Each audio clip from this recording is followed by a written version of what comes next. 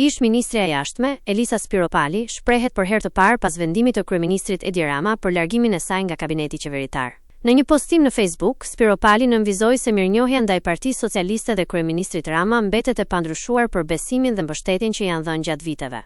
Jam mirënjohëse Partisë Socialiste dhe kryeministrit për besimin e dhënë ndër vite, sepse mirënjohja është kulturë politike dhe jo nënshtrim personal. Vendimet politike janë pjesë e një vizioni më të gjerë dhe si të tilla respektohen.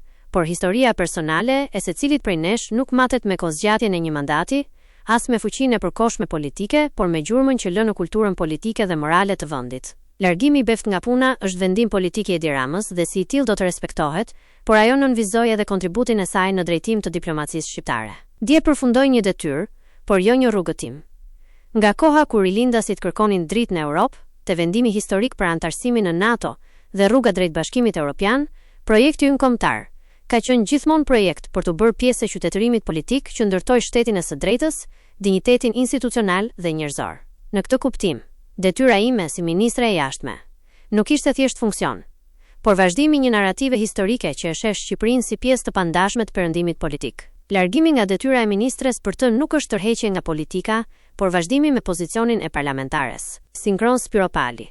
Shqipëria është më e rëndësishme se çdo rol dhe partia është më e rëndësishme se çdo individ. Por dinjiteti personal mbetet themeli mbi të cilin ndërtohet çdo shërbim publik i ndershëm dhe i qëndrueshëm. Në këtë kuptim, për mua përfundimi i një detyre nuk është tërheqje, por vazhdimi i angazhimit me të njëjtën bindje dhe të njëjtën përgjegjësi. Mesazhet tuaja më të shumta në largim, se në marrjen e detyrës, ma përforcojnë detyrimin dhe vendosmërinë për të dhënë më shumë, sepse pozicionet janë kalimtare, ndërsa gjurma është zgjedhje e vetëdijshme.